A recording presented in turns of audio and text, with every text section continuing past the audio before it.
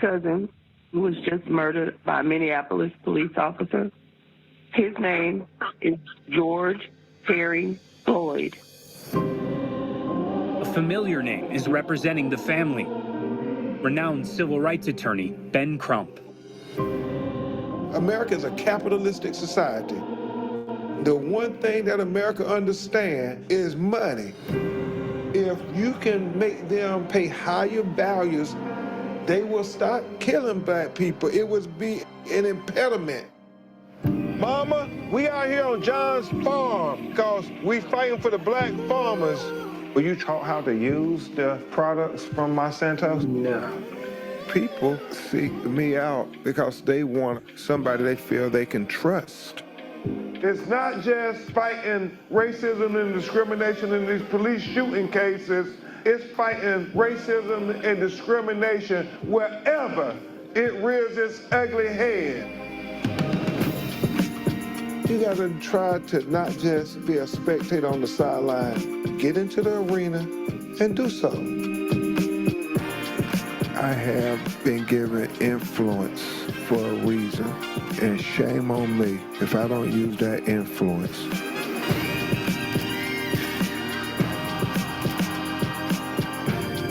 I know who I am, and I know whose I am. Always argue what is right.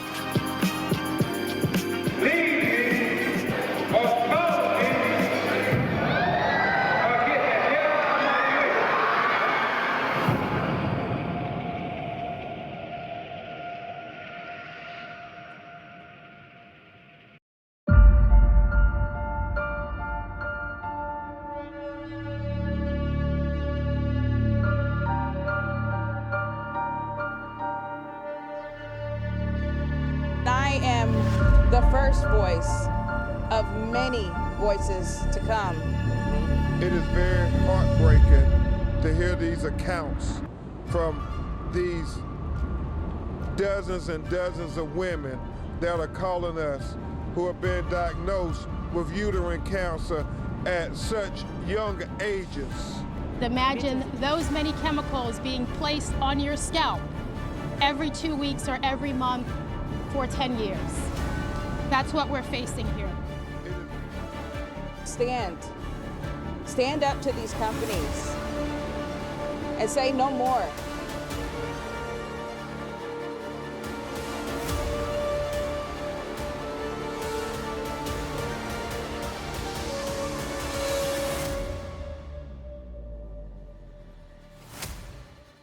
Warm welcome, Attorney Crump and Attorney Fu. Warm welcome to the Spiritual Injection, and happy Thanksgiving to you both.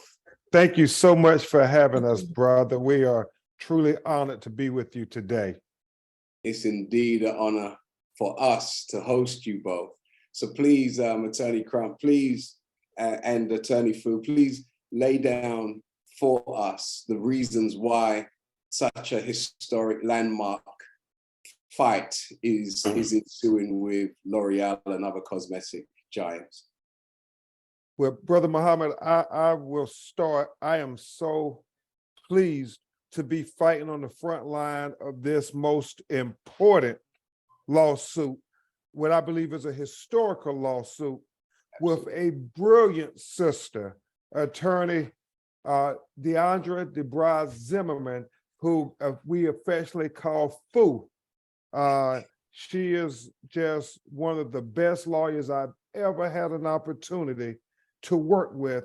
And this case is so critical that we have a Black woman at the forefront as we take on the titans of corporate, not only corporate America, but global corporations who have marketed to our women and our young children these chemical hair relaxers in what is a multi-billion-dollar industry.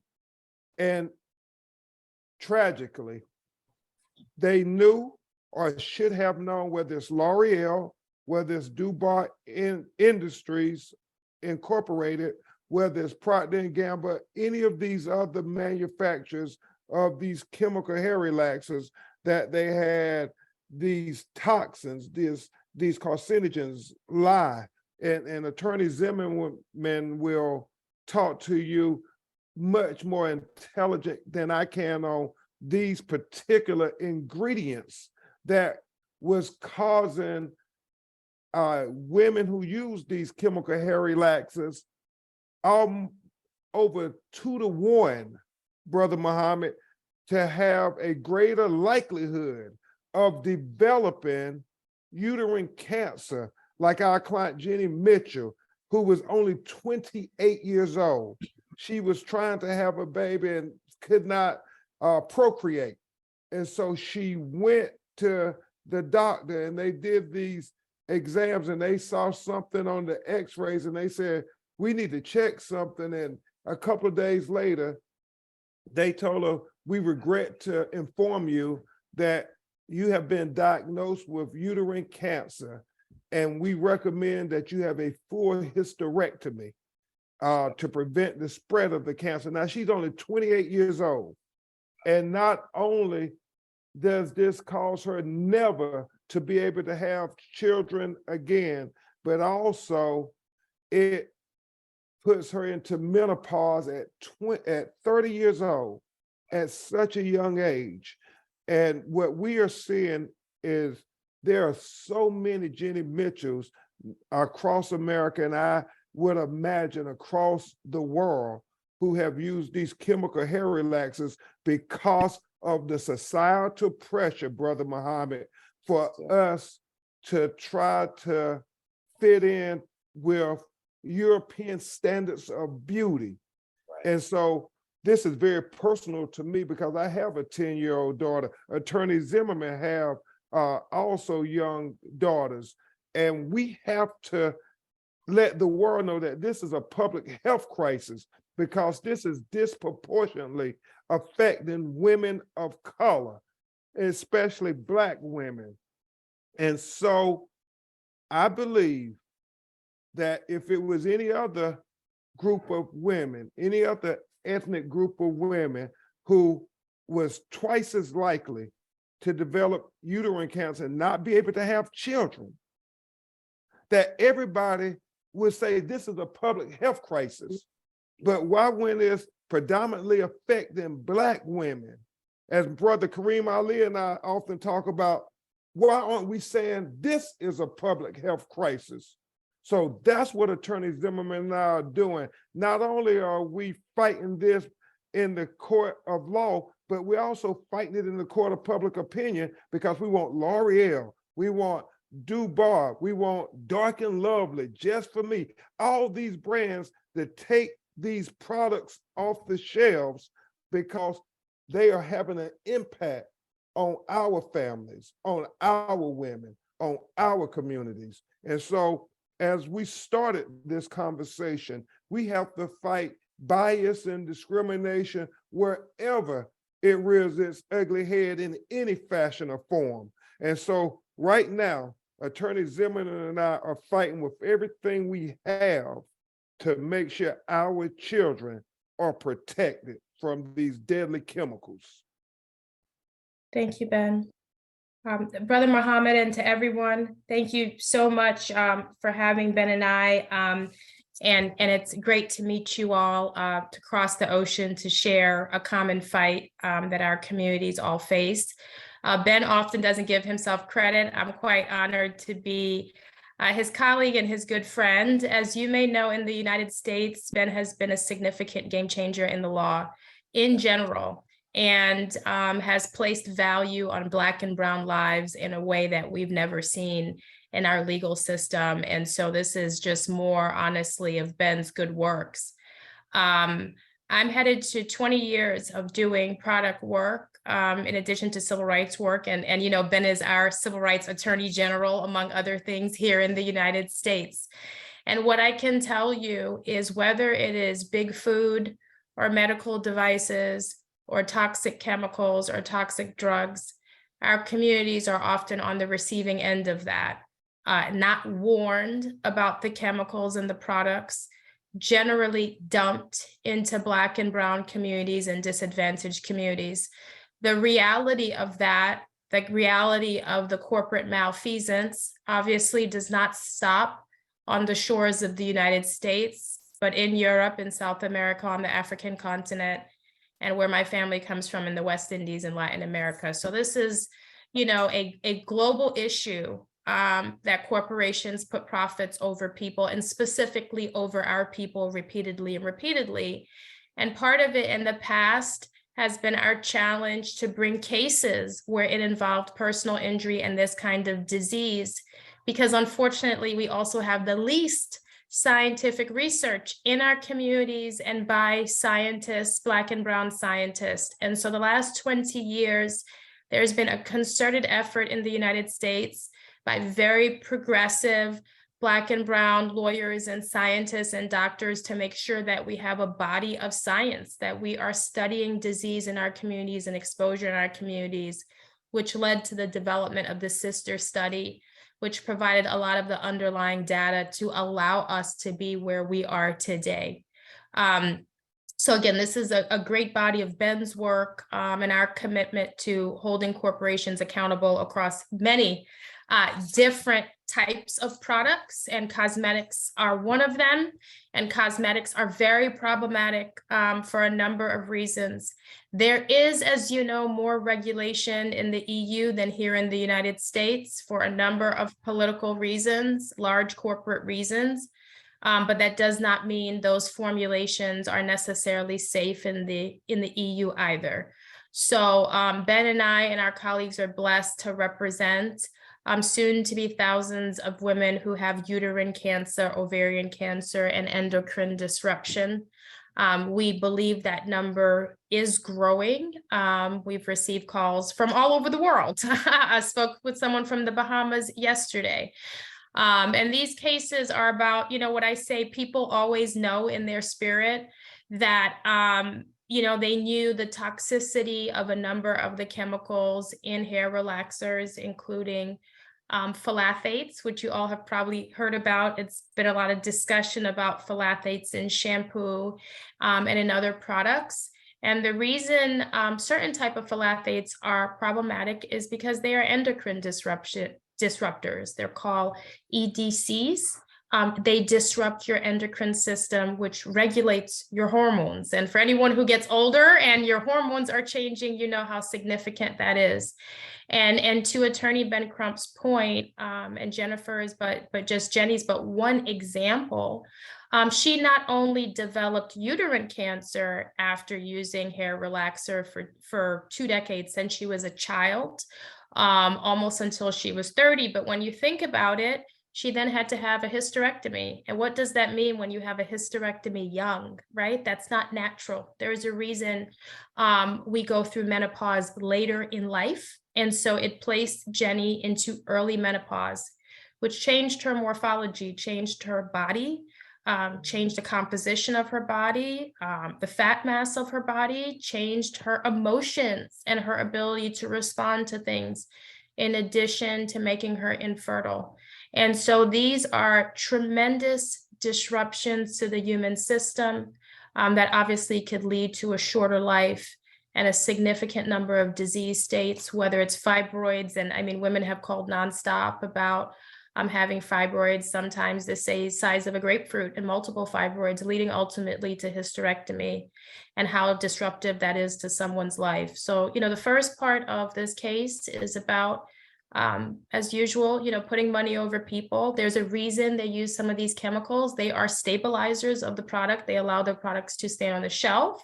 And as we all know, when you wet your hair, it goes straight, but it curls again. And so to break that disulfide bond, you have to have a certain type of chemical that can relax that curl and make it straight. And they believe those are the chemicals that facilitate that, and that's why they use it. So the first is a failure to warn claim in the US, that you knew this was dangerous and you failed to give people an option to know the risk and to not purchase your product. And the second that I know Attorney Ben Crump will talk about is the marketing of these products. One popular product in the US is Just For Me. It has a beautiful Black child on the box with relaxed hair, and very specific targeted marketing campaigns to Black and brown communities to use the products despite knowing the risk of the products. So happy to, I know we have a lot to talk about, a lot to unpack. This case is seminal, but Ben and I pray that it is one of many, many more that are overdue that relate to contamination of communities of color. And we hope this is but the beginning of holding many, many companies and governments accountable. And this is what I wanted to say to you both in regards to the enormity of what you have undertaken on our behalf. Is I believe, I'm from the Caribbean, and practically every Caribbean household has, if there are more than 2 to 3 females, at least one of them are having major problems with fibroids and may have had a hysterectomy. So here in Europe is humongous. In the Caribbean is humongous. And whilst I was promoting this meeting today, I was being interviewed by a brother on Twitter live yesterday. And he was discussing with me as a young boy, he used to use the L'Oreal products to straighten his hair. So is there any discussion in regards to how these chemicals have ill affected the male? Because as Black men, we are more likely to suffer from prostate cancer at a younger age than our white counterpart. So what are some of the effects that maybe is taking place where the male is concerned? Because as you know, with the James Brown era, many people were rocking some James Brown and some Michael Jackson back in the day. So has any consideration been given for those who have a picture looking like James or looking like Michael? Yeah, so that's a great question, Brother Muhammad. Like I said, this is a chicken and egg. Right. Again, still developing a lot of research in communities of color, but there are certain phthalates that have been tied to testosterone inhibition in infant males. So we know there are studies supporting that there is an impact in terms of testosterone and ultimately sperm production. Because of the age of those studies, we don't necessarily have a cycle, right? Those children haven't fully grown into men. So we could really understand how it impacts their ability to procreate. But one of the powerful things, you know, about Attorney Ben Crump and our firm and other firms filing these cases is it's actually generated funding for research and institutions and private institutions, because, you know, that's also political. And hopefully it can help us answer more of these questions as we move forward. Fantastic.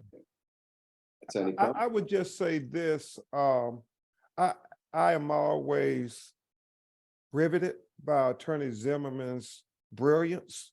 And I don't say that only publicly, I tell her that privately, because right now men have not been a consideration, but as she has articulated, research based on us putting this issue on the forefront of the court of public opinion could generate that research. Oftentimes, as we all know, Black people are considered as irrelevant in many societies. We don't get research dollars to research our health issues.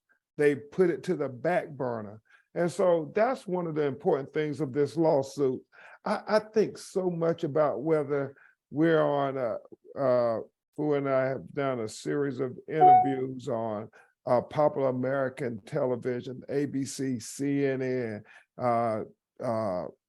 Good Morning America, and all those things, The View, talking about this issue.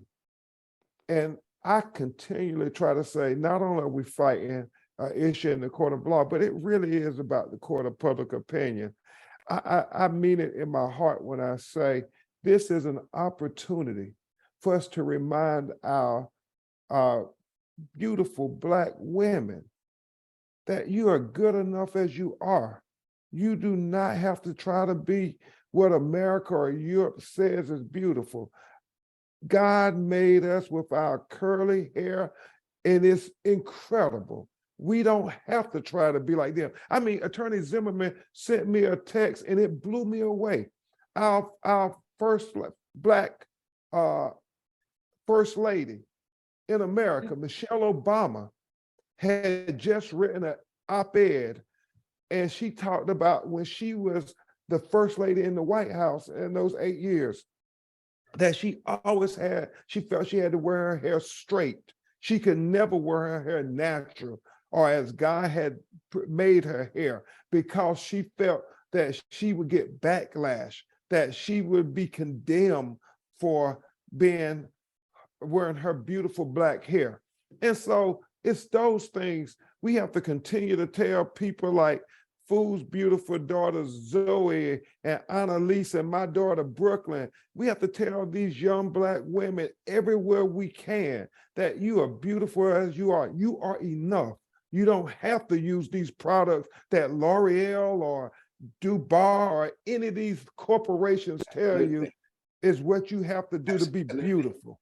But Attorney Crump and Attorney Fu, I was having this conversation with one of the brothers on Instagram, and for me, I wanted to stay away from the argument of straight hair versus, it's, for lack of a better term, kinky hair. Okay, because to me, it all belongs to us. We can travel around the planet and find women who are blacker than all of us put together, and their hair is perfectly straight naturally. So if women want to wear their hair straight, that shouldn't be the issue, right? The issue should be that if they're going to use a product made by one of these multinational corporations, that the product should be safe for them to use, is it not? Well, and I'll let Attorney Zimmermann speak to that, because that's exactly what we're pushing for, safe products. And I would tell you, Brother Muhammad, we don't have to just strive to have straight hair. Black people are so diverse. We come in all beautiful, different colors, shapes, and forms.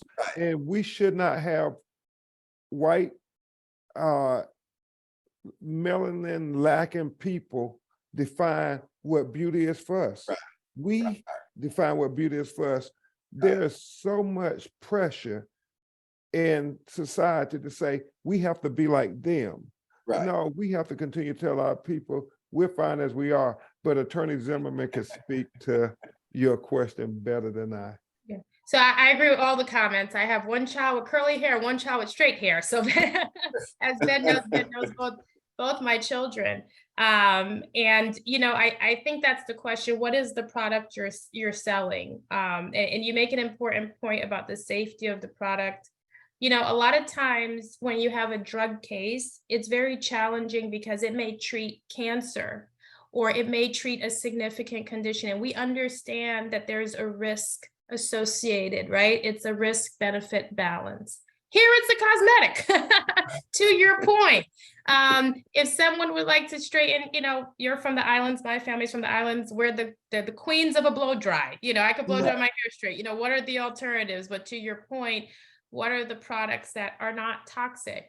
And we have to understand that there's a legacy of toxic chemicals in these products. Began with lye, evolved to formaldehyde. God help us that you would use formaldehyde, and then developed into using a number of plasticides. And like I said, I do believe sincerely, and I know Attorney Ben Crump does, that this is the tip of the iceberg. Plastics and plasticides are a significant environmental and human health issue.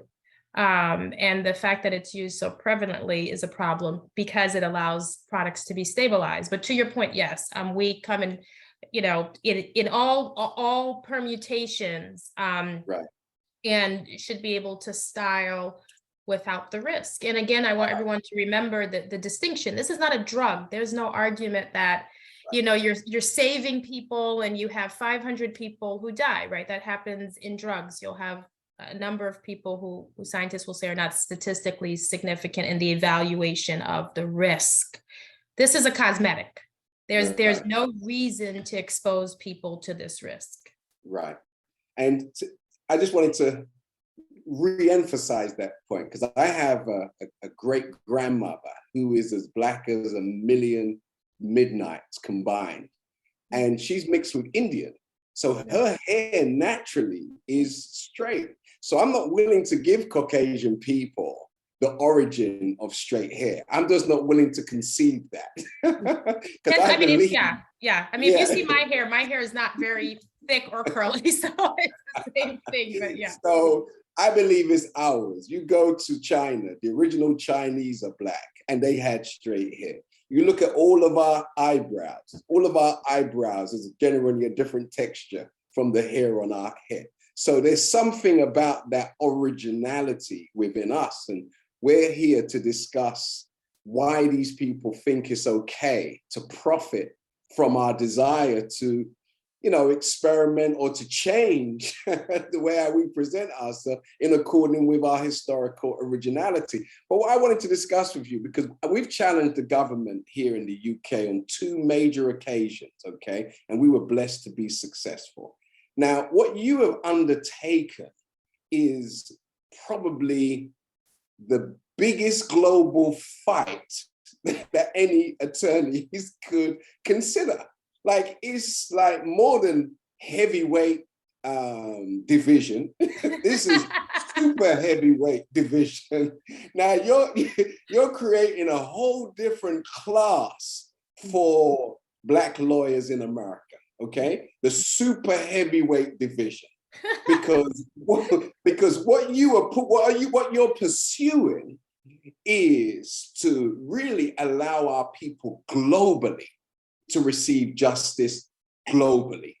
It's not just America, it's globally. Now, how do you prepare yourself, or do you even consider what you have started? Attorney Crump, you're on mute. Brother Muhammad, when Attorney Zimmermann first came to talk to me about this, we have been successful in taking on many Goliaths. So we ain't scared. Let's say that always. We are always unapologetic defenders of Black life, Black liberty, and Black humanity all over the world. We understand that we are taking on multi-billion-dollar corporations, some of the most powerful multinational corporations in the world. But what I am heartened by is that we know we are on the right side of history, and we understand what we're fighting for.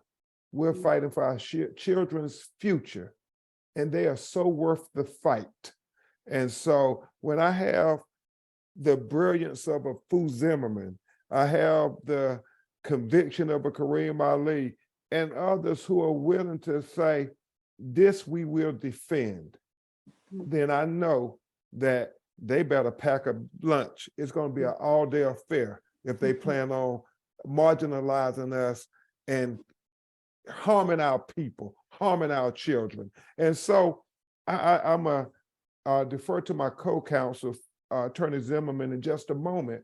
But I think God put us on this earth for this moment. The fact that we have this influence. I remember talking to the great Harry Belafonte at the NAACP Image Awards, and he said, what good is it to have influence if you don't use it when it matters most? See, Attorney Zimmermann and I, we started an organization called Shades of Mass to make sure that we had lawyers of color that would be at the leadership in representing the plaintiffs, the people who have been victimized by these harmful chemicals, whether it's talcum powder with the ovarian cancer and the baby powder, whether it's Roundup with the pesticide and dealing with Black farmers, whether it's NEC that Attorney Zimmermann is one of the leaders in the litigation on dealing with, you know, our babies. And so this is the time. We are the right people, the right generation. You using your influence, Brother Muhammad. We're all in this together to say we will not let the enemies of equality continue to harm our people. Attorney Zimmermann. Thank you, Ben. I think the first thing is, and Ben said it so well because he always says it so perfectly. We're very lucky people, everyone here, to be in a position to help people and influence people. If you watch Ben's movie and see his upbringing, I was born of immigrant parents in the United States. We're very lucky. And so I think if God has placed us in this position, we have to do the work and we have to have faith that it's ordained in many ways. And we are very lucky to stand with a lot of law firms. Ben Crump has his own firm. I have Ticello Levitt, something like, 150 strong behind me, many thousands of lawyers that understand that we are at a crossroads in the world. We don't have shores, really. And I think we also recognize that while people may feel like we're losing, we're winning. There's a great reckoning, I believe, recognizing what's been done to Black and Brown communities across the globe. And finally, to Ben's point, there are Black and Brown people who have the influence and the resources to move forward. And so if we didn't, I happen to be a very superstitious person. I was raised as a Catholic. I sincerely believe we'd lose everything. I know that sounds very silly, but that's a deep belief that I have. That if we are put in this position, it is extraordinarily expensive. And by expensive, I mean financially, these cases take tens of millions and probably more, like opiates, like talc, like others.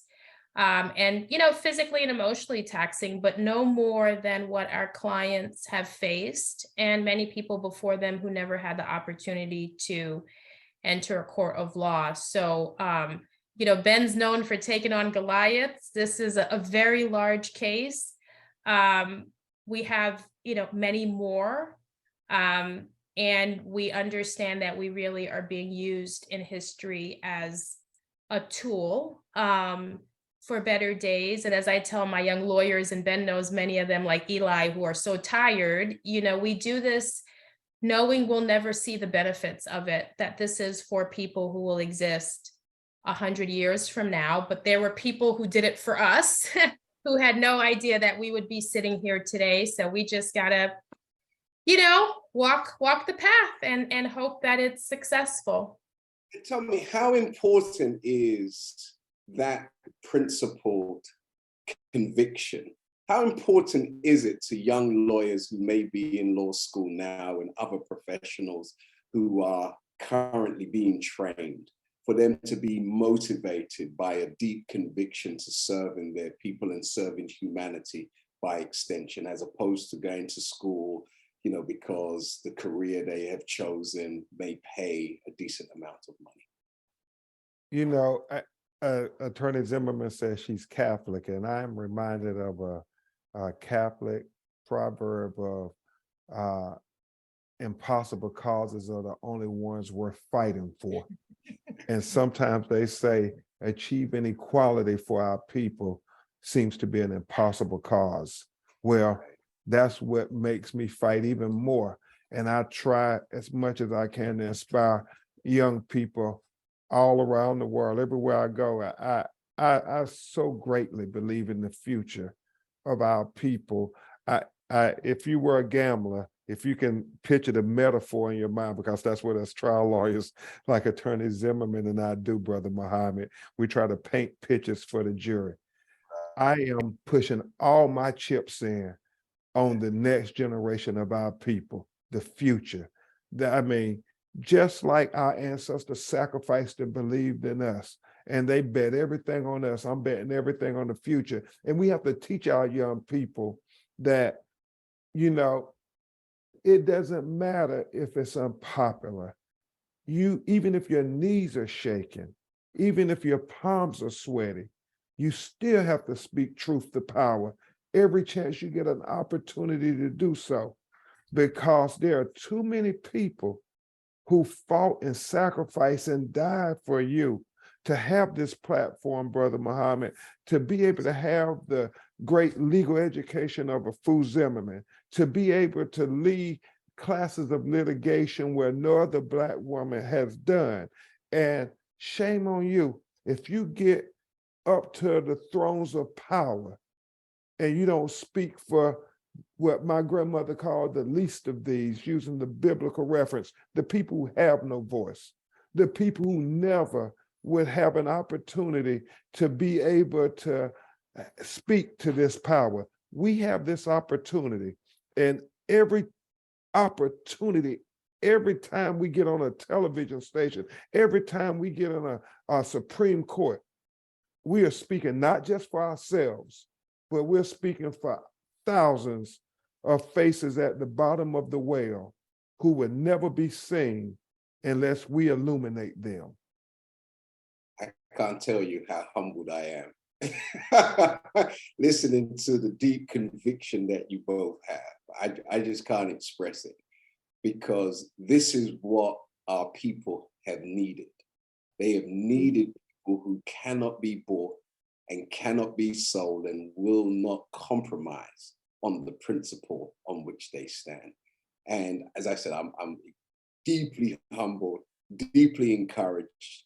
So, you know, whenever you travel to Europe, you have to let me know, because every man and woman I have at my disposal, I will unleash them to serve you both. Well, I have a lot of family in Europe, so I will take you up on that. So oh, please, I'll be insulted if you don't. We're coming. We're coming to see you, Brother Muhammad. Yes, Attorney Zimmermann and I are doing work in Europe and Africa.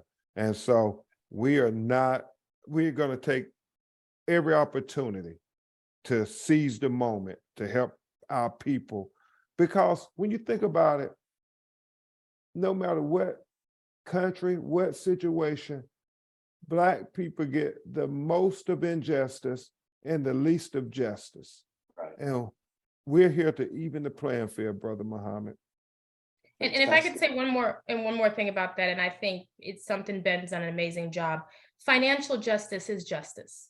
Yes. And so when you look at the issues in the West Indies and Africa, you know, holding all of us accountable, lawyers, accountants, bankers, to have integrity to protect our communities and to reinvest, you know, that is freedom when we are able to give our clients, you know, Ben and I settled a case a lot under his leadership that created 30 millionaires, people who had been unjust. They can start again. They can leave something for their children. And that, as I say, I don't care for the kumbaya. I don't care if somebody doesn't like me because of my melanin. I expect communities to be respected, not assaulted, and their financial integrity not threatened. And I think, you know, Ben's done an amazing job of, sometimes our communities are made shameful. Oh my God, you want money, you sued. Yep, just like you do, because something wrong happened. So, you know, I think that's really important to stop being ashamed of asking for accountability in a way that you can touch and hold, and that helps communities. Fantastic. So as we have brothers and sisters on the call from different parts of Africa, the Caribbean, and Europe, how can we help you with this awesome task that you have undertaken? You know, the biggest thing is to reach out to us. I think we provided an 800 number. Our law firms have websites. Mine is bencrump.com. Attorney Zimmermann, if you would say what your website is. Sure. DicelloLevitt.com, DICELLO. I'll just put it in the chat because it's a long one. Yeah. And then the other thing is social media. We need to keep pushing this issue to the forefront, because there are so many issues that go on in the news, but what we have to do is make our issues continue to be prevalent, not marginalized. And so hopefully you will see, not only in the presence of media, but also in social media. I think when we were fighting for people like Trayvon Martin and Breonna Taylor, it was social media who forced mainstream media to say that these Black lives matter. And so we have to do that same thing with these issues. They would like to say, Attorney Zimmermann and I are just crazy, we're exaggerating and all this stuff, that this isn't that big of an issue, this chemical hair relaxer. Man, I think about my white brother and sister, if it was their children who were twice as likely to get uterine cancer because they used the chemical hair relaxer, I guarantee you that we would be saying it's an important issue. Well, so are our issues important. And so help us by talking about them on social media, visit our websites, call us on the 800 number. I think Kareem did it. If somebody you know who has uterine cancer, whether in the Caribbean, in Europe, or America, Attorney Zimmermann and I are global. We are fighting on every front. And so we plan on making these companies give justice to all our people, not just the people in America, all of our people. And I always say what the great Fannie Lou Hamer, the civil rights icon, said, and to all of us free, ain't none of us free. Right, right. Well, I just want to introduce you to one of our fighters in Paris who represents a branch of what we represent here, Sister Yakoy. And Brother Jeffrey, he is here in the UK, and he's a great lawyer and represents a cadre of our young people in and out the courts of London. And he may have some questions, and I know he definitely wants to send you greetings. Brother Jeff? So thank you so much, Brother Abdul Hakim, and thank you so much, attorneys Fu and attorney Crump. Thank you. I've been so inspired. I feel like I've just finished my pupillage and I'm ready to go again. I'm so inspired. We have a great opportunity to reflect on what we do in, I work in the criminal legal defense field. And we've got some challenges with regards to the unjust principles of joint enterprise and other things where we've got hundreds and thousands of young Black men in particular who are based on secondary participation, serving whole life sentences. And these are issues which is so unjust and our people are suffering from. And we've got to have that same emphasis and spirit, which you both shared with how we approach these things. And every time we have an opportunity, speak truth to power. So I, as I said, have been reinvigorated, re-inspired. I'm so thankful for your presence. I'm thankful for the Spiritual Injection platform for giving us an opportunity to hear from you both in person. And for you taking the time and the sacrifices on this day in the US to give us here in Europe and across the world, your insight and your brilliance. I'm so thank you. So thank you so much. Thank you so much, Brother Abdul Hakim. Thank you, sir. Thank you, Brother Jeff. And Fu and I join you in fighting for those brothers and sisters who have been wrongfully incarcerated and falsely accused. In fact, my second book is just about that, about a man, Howard Morgan, who was given a life sentence for a crime he did not commit. And I know Attorney Zimmermann and I in Chicago and Philadelphia are taking on those causes as we speak. So we are connected, brother. We are not isolated in this. And the sooner and more we realize that, the more we can help our people. And thank you for your work. I mean, it's humbling to know what you do. I don't know if you know a group here, Equal Justice Initiative with Bryan Stevenson, who has been trying to we have children on death row in the United States, 15-year-olds waiting execution, which is beyond cruel.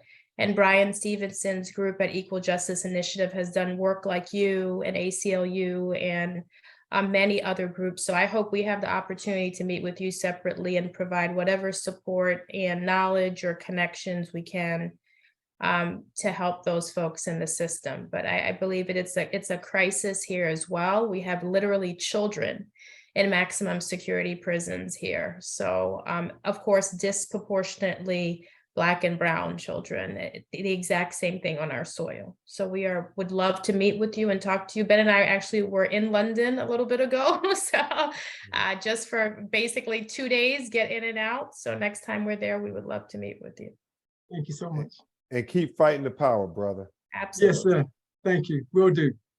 So because we know, attorneys, that this is Family Day in the US, and we are extremely, extremely grateful for the 50 minutes you have shared with us. Could you please just give us both could you both give us some closing statements, and we'll, allow you to get back to your busy schedule with family. And as I said, we are deeply indebted. So please, if you want to leave us with some closing Well, yeah, statements. Ben always finishes because he drops the mic, but I have 11 children in my house, so this has been a wonderful break. So I've been cooking and cleaning and taking children to the bathroom for 2 days. So this is very nice. I guess my parting words really are, we're a part of making things better for people that we'll never see.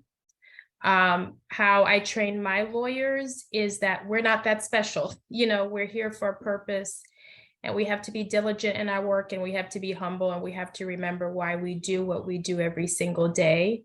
And that this program is a blessing, and we have to stay coordinated, talk to one another, share resources.